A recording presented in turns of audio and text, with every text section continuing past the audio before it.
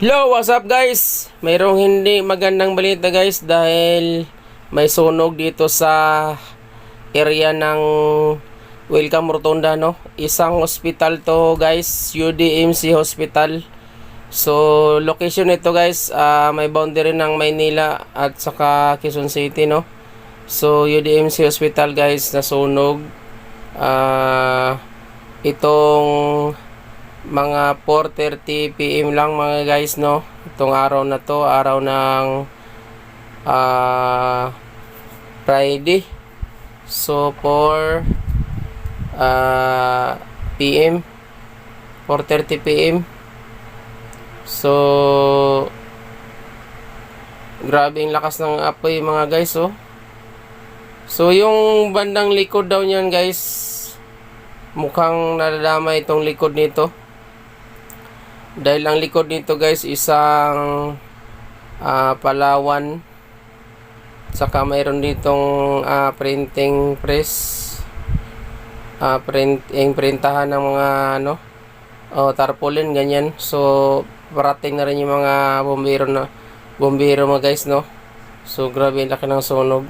Itong UDMC guys, hospital, bagong lang to, renovate, no? So, grabe. Hindi akalain guys na magkaano dito. So, bagong pa naman to mga guys, bagong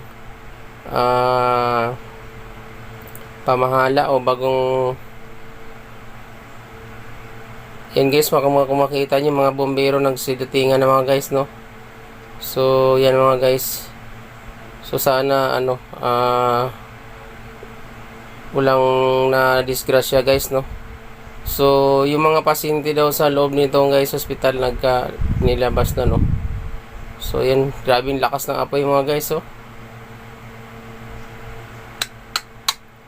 Diyos ko Lord, grabe. Bandang likod masyado siyang, nauna ito yung bandang likuran nito guys. Lakas na ng apoy, oh. So, sana walang na masyadong na disgrasya na, nakalikas agad. So, yan mga guys. Nagdatingan na yung mga bombero, no? Sana mapula agad. So, yan mga bombero mga guys. Lakas ng usok, oh. May apoy na rin, no? So, yan guys.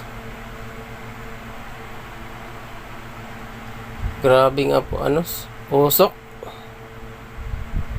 So, likuran nito, may apartmento dito. Alam ko may apartmento guys, no? So, yan ang UDMC Hospital, no? Dito to matagpuan sa Welcome Rotunda.